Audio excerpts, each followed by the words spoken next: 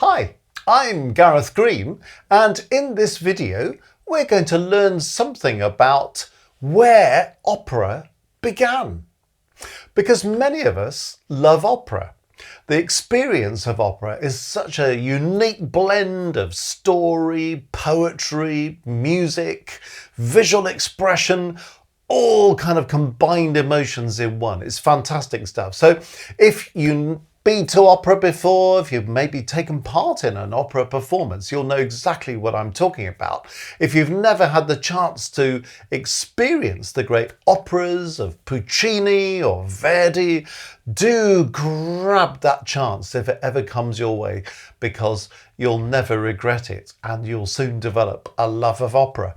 And if for some reason you can't actually get to see an opera live, well, of course, there are many opportunities, aren't there, online just to experience something of an opera.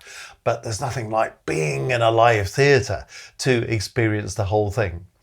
But where did the story of opera begin? Because it didn't start with those great romantic operas by Puccini and Verdi and others. So to answer the question, we need to go right back to the closing years of the Renaissance period. So we're talking about the late 1500s, and we're going to travel to the wonderful city of Florence in Italy. Because during the early 1570s in Florence, a group of people got together. Who were these people? Well, they were kind of nobles, the kind of well-to-do folk, but there were scientists there as well. There were artists there. So it was a fascinating collection of people from different walks of life. And they met together regularly, and they called themselves the Camerata. And one of the many things they discussed was how the ancient Greeks performed their drama and their music. And without really cracking the answer to their question, they did start to experiment by creating a new style of music set to speech rhythms.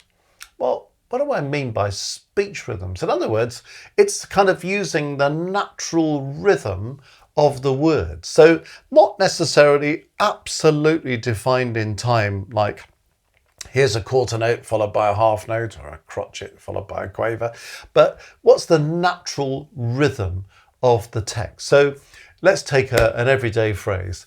I went to the shops. Well, if I say that, I went to the shops, you can hear that kind of went takes a little bit longer. To the shops tends to go a little bit faster, doesn't it? I went to the shops. So you try to kind of map that into the rhythm as best you can. So you might do, a quaver. So you've got that eighth note followed by a crotchet, a quarter note, and then you might have 2 eighth notes, 2 quavers, or 2 16th notes, 2 semiquavers, and then maybe a quarter note or a crotchet on chops. So you begin to get the imitation of the speech rhythm. So this is what we mean by this new style of music that was just kind of taking a text and setting it to the natural rhythm of the words. And they soon came across a name for this new style, and they called it recitative, and that's a term that we still have today. So recitative. So it really caught on with the composers of the Camerata group, most notably 2 composers in that group. One was called Caccini and the other was called Peri. So you can see what we're dealing with. We've got the Camerata. Let's just put them up here.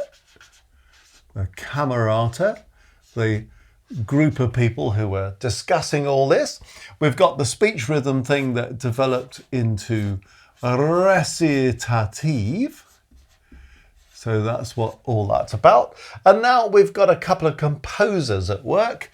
Caccini, they weren't the only ones, but perhaps the main ones at this stage. Caccini and Peri. So this new recitative soon became the basis of a new kind of drama. And what was this new kind of drama called? Opera. So you see how this kind of takes us right back to the birth of opera. Now, it's true to say that following the early experiments with this recitative, opera really took off in 1600, right at the start of the Baroque period. The Baroque period starts in about 1600, goes on till about 1750. So you see these late experiments in the Renaissance period, then kind of set us up for the start of the Baroque period. And in fact, it's one of the key things that defined the start of a new period. I mean, how do we suddenly decide that we're going to be Baroque instead of Renaissance? Well, it's not really that everybody wakes up on the 1st of January 1600 and says, hey guys, we're a bit fed up with being Renaissance, so from now on we're going to be Baroque. Doesn't work like that. It's a more gradual process. And it's only with hindsight that we can kind of say, well, you know, round about 1600, a few significant things happened. So the kind of arrival of opera is one of the significant things that defines the start of the Baroque period around about 1600. Of course, there were many other things as well, like we were using a system of modes in the Renaissance period, and we'd begun to kind of put sharps and flats into the modes a bit. So by the time we get into the Baroque, we're starting to experiment with major and minor keys. So that's another big thing that sort of flags up around 1600. We've got other things happening as well, like the new violin family, the strings not quite as we know them today, but much more like the instruments we know today, you know, the violin, the viola, the cello, the double bass and so on. Previously we had the viol family, so this new violin family comes along. So there are a number of things that happen around 1600 that then cause people to reflect and say, you know what, that was a kind of moment of new things happening, a moment of new departure, a new chapter in the history of music. And so we'll pin the start of the Baroque on the year 1600. But opera, one of the key things. And 1600 itself was a significant year because there was a text that was produced by a guy called Rinuccini, which we can legitimately call a libretto. So libretto, let's just put that up here because that's a key word when you're thinking about opera. Okay, so what's a libretto? Well, a libretto is the name for the text or the words in an opera. So it's someone who takes a story and thinks, how can I write this story in such a way that it could be presented in the form of opera, so it could be sung. So that's a libretto. And this guy, Rinuccini, comes up with a libretto. Terrific. Now, we have a libretto then for an opera called Orfeo. And it was set by two composers. We've already mentioned them, Caccini and Peri. And the first performance was given in Florence on the 6th of October, 1600, right bang on that year where we nail the start of the Baroque. And it included the musical setting by both of these composers, Caccini and Peri, of this setting of the story of Orfeo. And really it's this story of Orfeo that was set to music by these two guys that was really seen as the first real attempt at writing opera. Now, what we're looking at on the screen at the moment is literally just 4 bars of Peri's opera. So it's not really giving us a decent flavour of the whole thing, but I thought just useful to kind of, well, what did this stuff sound like?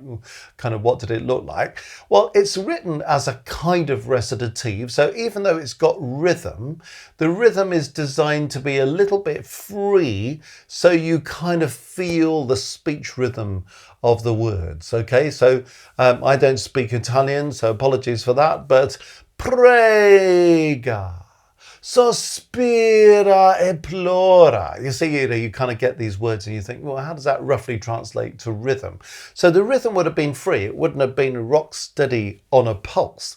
But this is the sort of thing it would have sounded like. So I won't attempt to sing it, but I'll play the vocal line on top of this accompaniment that's printed underneath. Okay, so obviously you've got the vocal line up here, and this stuff is the accompaniment. And the accompaniment would have been written with a bass line with figures underneath, what we call the figured bass. So these chords in the right hand are just what we call realizing that figured bass. But this is sort of how it goes roughly.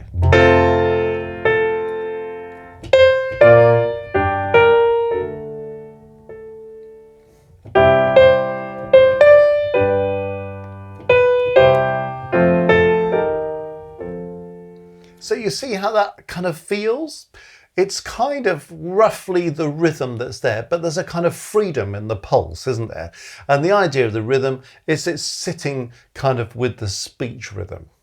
Well, that's just a tiny flavour of the opera that was written by Peri.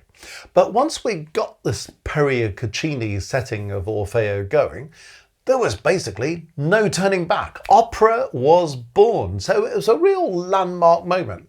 Now, I have to say, if you spend a bit of time looking through these scores by Peri and Caccini, they're not actually the most exciting. By the time you've listened to kind of half an hour of this kind of stuff, it just becomes a little bit tedious, to be honest. We're not going to blame them for that because these guys were the innovators. They were the first people to experiment with this, trying to find a way forwards with it. So it's very easy to look at opera that came later and then look back at Peri and Caccini and just say, gosh, this is rather tedious stuff, isn't it? But they were the kind of in the front line of kind of a voyage of discovery to see what worked. And so it's absolutely fantastic that they did it. It was basically the whole opera was a long recitative. So it's just bar after bar of the text, the libretto, being sung in speech rhythm. But that was a significant start. And of course, later on, composers thought you can't really just spend the whole evening listening to recitative. You need to do something else. That was down the track, but this is where we started. Well, it wasn't long before a far more significant composer was ready to enter the scene and engage with this new form of opera. And so it was in 1607 that Claudio Monteverdi produced his setting of Orfeo. So he's a pretty significant composer on our list. Monteverdi. So you may well have come across Monteverdi. He wrote lots of things that were operas, lots of things that weren't operas.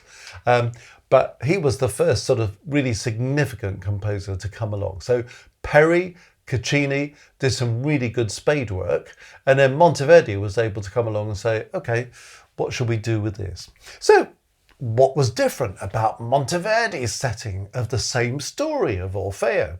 Well, Monteverdi managed to make the whole thing more dramatic. And that's a really important thing in opera. If you've just got, a keyboard player plonking down some chords and maybe the odd instrumentalist doing something, and then somebody standing on the stage forever just reciting things in speech rhythm, it's not terribly exciting, is it really? So drama is essential to make opera work. And Monteverdi is the first one who kind of gets hold of this. So he includes more reflective passages. So in other words, what happens with a Monteverdi telling of the story is that we kind of hear how the story unfolds. And then he has moments where we just kind of reflect on, well, how does that make you feel then, And this is where we're getting this kind of emotional engagement, and it kind of draws the audience in because we want to know the facts, well, what happens next in the story, but how does that make this character feel? And then as the audience, we're thinking, well, do I relate to that? Would it make me feel something different? This is where we really get into emotional engagement. So Monteverdi is the first person who tries to do that. There's still a long way to go, but he's trying to do that, which is brilliant. And of course, what he did was to start us on a journey that would eventually separate this recitative from something else called an aria. So recitative and aria. And what would happen further down the line here is that the recitative would still be this speech rhythm thing in which we kind of advance the story, kind of updated on what happened next. And the aria would be a chance for a solo singer to reflect on that and to have a kind of emotional response to it. And so eventually opera would become much more engaging because we'd be switching between recitative and aria, and in the long run there'd be other things going on as well.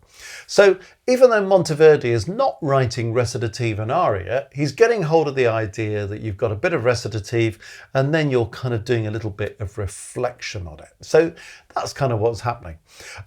So he'd certainly sown the seeds for that later development. Okay, well, here's a little bit of Monteverdi's Orfeo. Again, I mean, it's just a pathetic small fragment.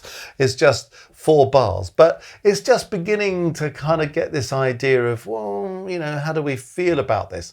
And of course, when you look at the music, you kind of notice, don't you, that that we're starting here, for example, in C major, aren't we? But it's not long before, well, we've got C sharps going on here, and we're kind of modulating into D minor by the end of these 4 bars. So, you know, one way in which he's kind of painting the emotional response a little bit is to be a little bit more imaginative musically, you know, just kind of, instead of having bar after bar in the same key, using the same chords over and over again, he's saying, well, can we do something with a bit of key movement? Maybe there's one way of just reflecting a little bit of emotional movement. So this bit of Monteverdi, just these 4 bars, goes like this.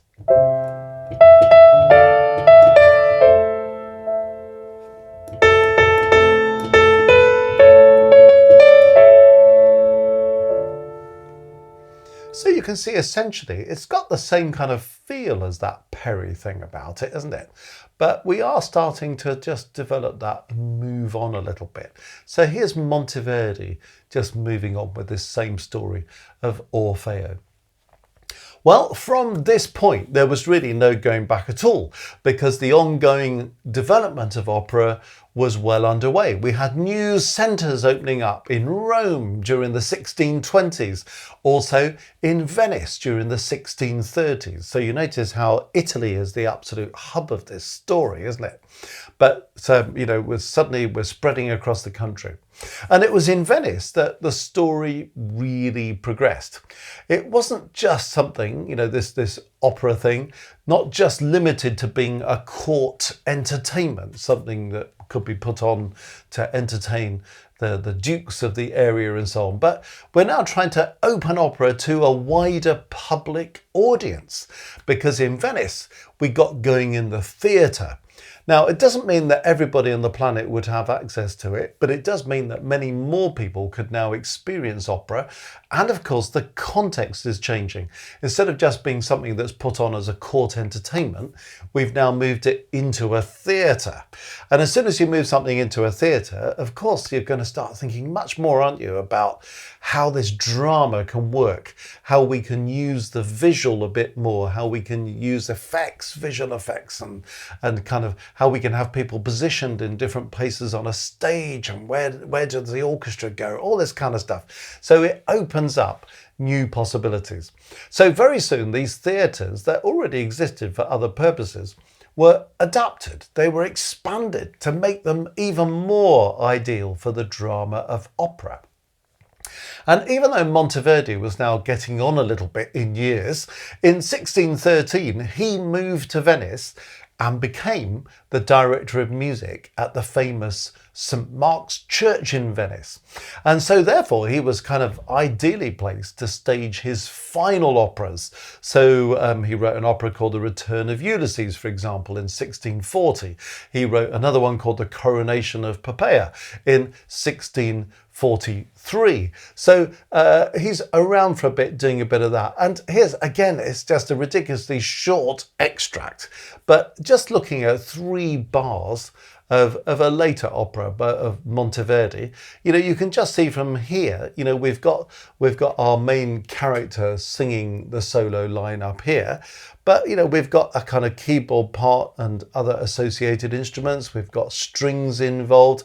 There's much more colour going on in this, and this is perhaps just a little bit more solid in rhythm than all that recitative stuff. It's a little bit more energetic, a bit more dramatic. It's in 3/2, you know.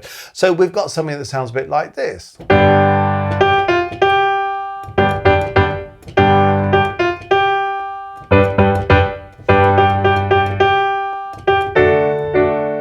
Okay, it's a tiny little taste of it, isn't it? But you can feel, oh, there's something a little bit more dramatic going on here, isn't there, than compared with those little snippets of earlier stuff. So even Monteverdi's style is developing after his early attempt with Orfeo. Well, operatic activity in Venice from this point just became unstoppable, and we had more and more elaborate staging going on with the opera. Very exciting times. And Monteverdi has a student, a guy called Francesco Cavalli, and he becomes really the most important composer. And he puts on more than 30 operas between 1640 and 1673. So this is Cavalli. So that's who we're talking about here. Okay, well, you know, what's Cavalli doing then? Well, have a little look. Again, a very short extract, but it just gives us the flavour. And notice what's different here. Well, when you look at what's happening in this extract, we've got two characters. So here's our first character up here, and here's our second character there.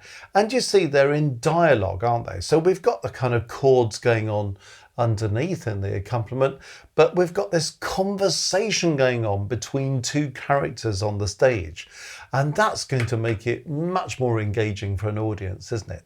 Two people having a conversation. Oh, what's going to happen next? What's going on here? So just to give you a flavour of it musically, this is how this bit goes. So that's our first character. Now the second character responds. Then we go back to the first character and to the second character. And even though that's just, you know, 4 bars of music, you can begin to sort of sense how this would work on a stage, can't you? These two characters conversing, the audience thinking, what's going to be said next? How's this person going to react to that? You know, the whole drama of opera is beginning to come alive, isn't it? With Cavalli there. So, as we've already ascertained, the whole story of the birth of opera took place in the country that we now know as Italy. We've got to be a bit careful about that because, of course, you know, the unification of Italy, as with other European countries, came much later. They're all kind of separate states at this point. But we can think of it in modern day terms of as happening in Italy. But we shouldn't ignore that things were also happening elsewhere.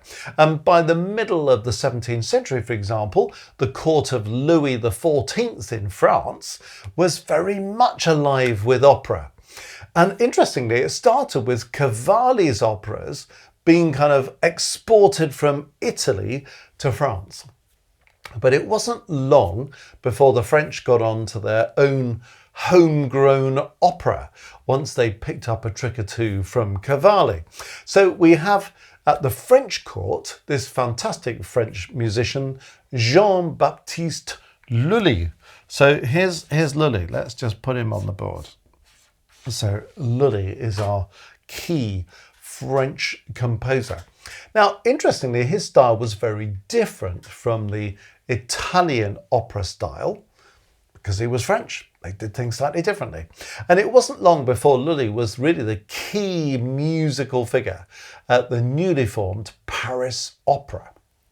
And between 1673 and 1686, Lully composed 14 operas. It's a big job composing an opera, so if you can knock out 14 of them, that's pretty impressive.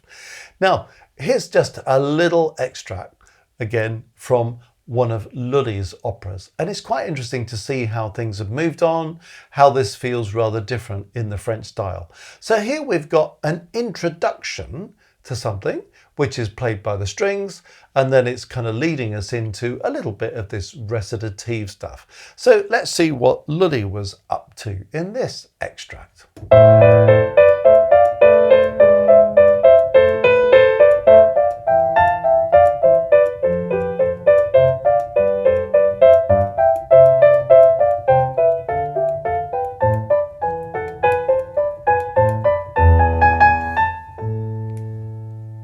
Leads into this.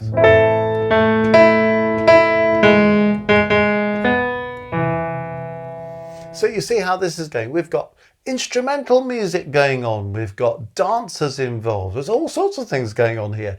And we've kind of expanded quite a long way by this point from that original Caccini Peri recitative thing.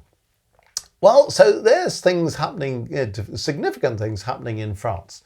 Meanwhile, back in Italy, interestingly, these developments in France were starting to influence what was happening in Italy. So you see, the Italian opera is exported to France.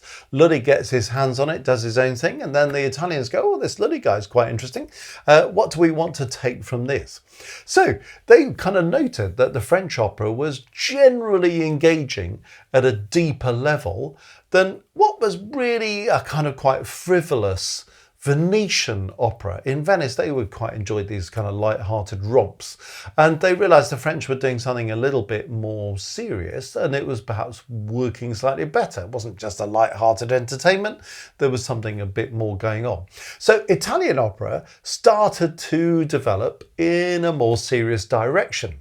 So we had poets on the case, people like Metastasio, composers like Alessandro Scarlatti. Don't confuse him with Domenico Scarlatti. Domenico is the guy who wrote loads of sonatas for the keyboard, but Alessandro was the Scarlatti who wrote opera. They're related, but Alessandro is the opera composer. And Alessandro Scarlatti really properly established what we came to know as the Da capo aria. Okay, now what's a da capo aria? We've talked about recitative and how that's kind of advancing the plot, just kind of telling us what's happening next in the story, in speech rhythm. And then you have an aria as a kind of separate movement, and that really is this whole thing about emotional reflection on what goes on. And the da capo aria was in ternary form. So it goes A, B, A. You have the first section, maybe the first section was in a major key, doesn't have to be, but maybe it was. Maybe you had a B section in a minor key, kind of just changed the mood a little bit, it's different kind of reflection. And then you came back to the A section and you did that again, and the singer would ornament the returning A section to make it more elaborate. So, and you get a chance to kind of revisit that reflection of the A section. So Alessandro Scarlatti is the guy who really establishes this da capo aria. And this became an essential ingredient of opera, and really making this distinction between the recitative and the aria finally. So Scarlatti, he really focused his activities in Naples, and he started writing what became known as opera seria, serious opera, in the Neapolitan style. So what's Scarlatti up to? Well, again, just a few bars of something from Griselda here, and it's just an instrumental extract here, but you can see that actually things have developed, haven't they? Because not only have we got recitative and we've got the aria, now we've got the da capo aria, but look what's happening with the orchestra. In this extract, we've got a couple of trumpeters up here, we've got a couple of oboists, we've got a kind of full string section going on, as well as the basso continuo. The harpsichord is playing the bass line and the chords that the harpsichordist would realise from the figured bass. So much more dramatic, isn't it? And this is the Sinfonia Avanti. So in other words, the Sinfonia, a movement for the orchestra played before the opera really kind of gets underway. So it goes something like this.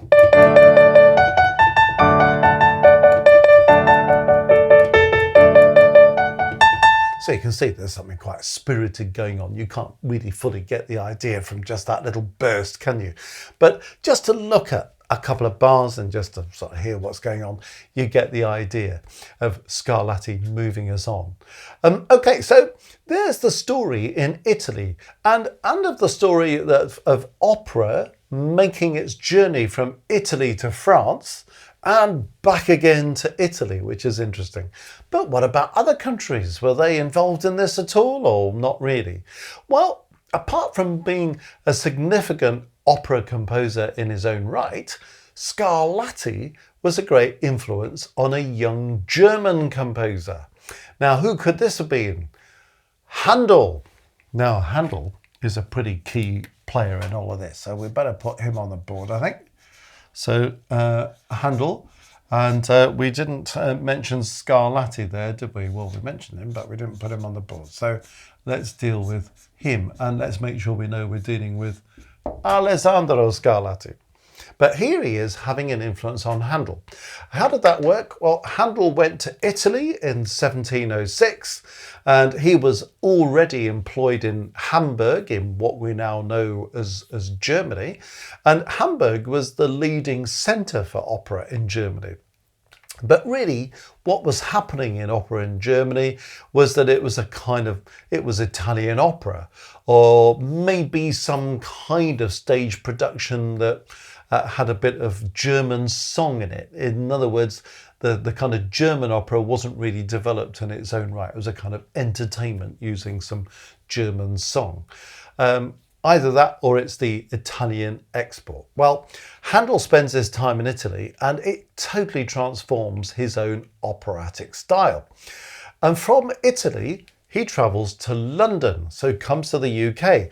And in 1710, he arrives here ready to kind of launch his newly acquired Italian opera style on the British public. Well, opera had really had a much quieter start in England while all this was going on in Italy and in France. There were significant people like Henry Purcell, who were kind of making some efforts with stage drama, if you like, and a handful of other British composers. But Handel was about to turn London into a European centre for opera. So between 1711 and 1741, nearly 40 of Handel's operas were produced in London, alongside operas by some of the leading Italians of the day. Well, you know, there's so many things we could choose from a Handel opera, but here's a little extract of an aria that you may well have come across before. Some of you might have sung it or performed it, but you certainly might have heard it. So here's a little taste of Handel.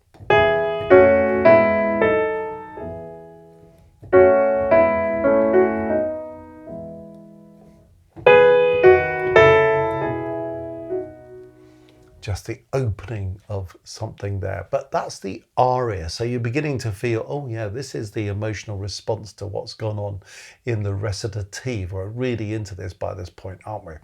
And the da capo aria fully established.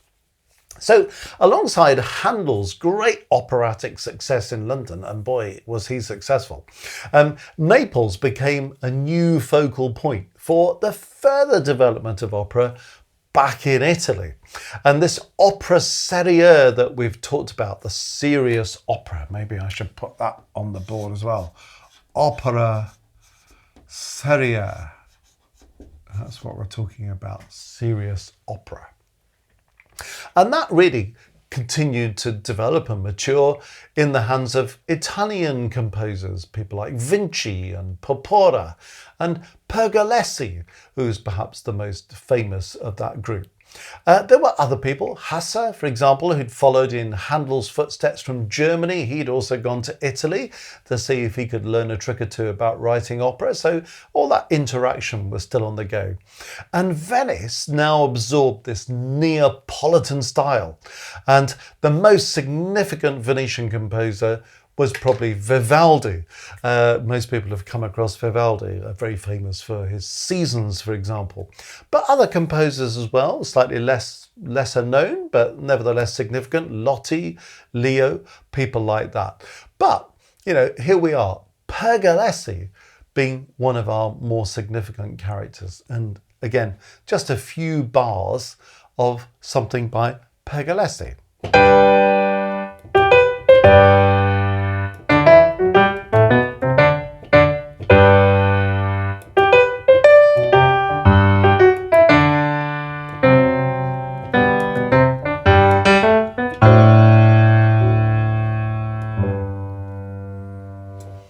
Jolly music, isn't it? All those dotted rhythms, and that's quite interesting in itself because these dotted rhythms are very much a feature of French opera. So you can sort of see how this French influence is fully at work in Italy. But now we're really kind of moving things on, and you can see how this is going to be much more engaging musically than some of that early recitative from Caccini and Peri back there.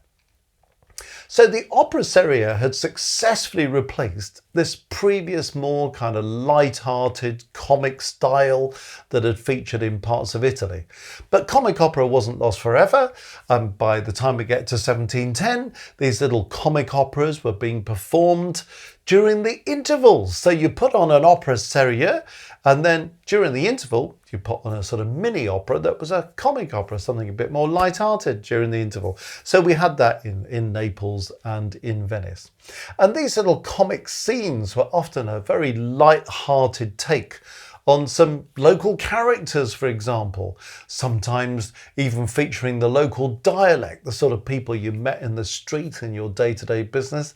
So they kind of got sent up a little bit, if you like, and that was the basis of the comic opera. And more importantly, perhaps, the little brief comic inserts to this main event of the opera seria became the basis of what became known as opera buffa. And that would become a significant opera form of its own, but a little bit later on. It's something that then happens during the classical period and ultimately leads to some very significant contributions in the field of opera, the comic operas of Mozart. But that is your opera buffa. Okay, so that's where all that's going to lead. It's kind of beyond the scope of what we're trying to do here, so I don't want to get bogged down in talking about Mozart now, but just to set the scene so you can see where opera's going to go after the Baroque period. But hopefully you can now see that by the end of the Baroque era, Italian opera had come to dominate all of Europe. All that is, maybe apart from France. It was still significant in France, but the French had their own way of doing things. But the Italian opera was at work across Europe. In the hands of Lully, French opera had become something a bit distinctive, and it all set on its own path to be handed over to another significant French composer called Rameau. So he took over where Lully left off. And then further down the track, we'd have French opera again influencing the Italian opera of composers like Gluck. But in a nutshell, what I've tried to do here within a sort of 40-minute time span is to explain how opera began, how it had developed by the end of the Baroque period. So next time you go out and enjoy an opera, which I hope you'll have an opportunity to do so soon, you'll have in mind, where did all this begin? How did it all happen? And do take the chance to listen to some of this Baroque opera, even some of this early stuff that you might not think is terribly exciting, just so you get the chance to kind of evaluate, well, how was it born? How did it develop from there? Who were all these kind of people? Where were things happening? And who were the key composers? What were the significant operatic forms? And how did it get to where it eventually got to? So there is, in a nutshell, the story of the beginning of opera. Well, if you've enjoyed this video, you might want to go to the Music Matters website, www.mmcourses.co.uk. If the history of music is something that particularly fascinates you, if you go on to courses, you'll find that we recorded some webinars that are really focused on the entire history of Baroque music. So if Baroque music is your thing, that might be something you're interested in looking at. But many other courses out there as well on the website covering theory, history, analysis, orchestration, you name it. Lots of tools for composers there as well.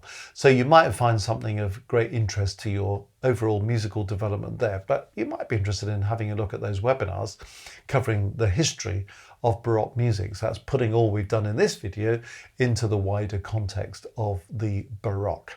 While you're on the homepage, you might also want to click on Maestros, because it might interest you to see what perks come with being a Music Matters Maestro. So all is revealed if you click on that link, including the opportunity to come and join us at our monthly live streams, where I can deliver a solid teaching session similar to the sort of thing you've seen in this video, but a bit longer and maybe sometimes a bit more detailed. And there's also a live chat running, so you can ask questions, we can exchange views on things, which is great.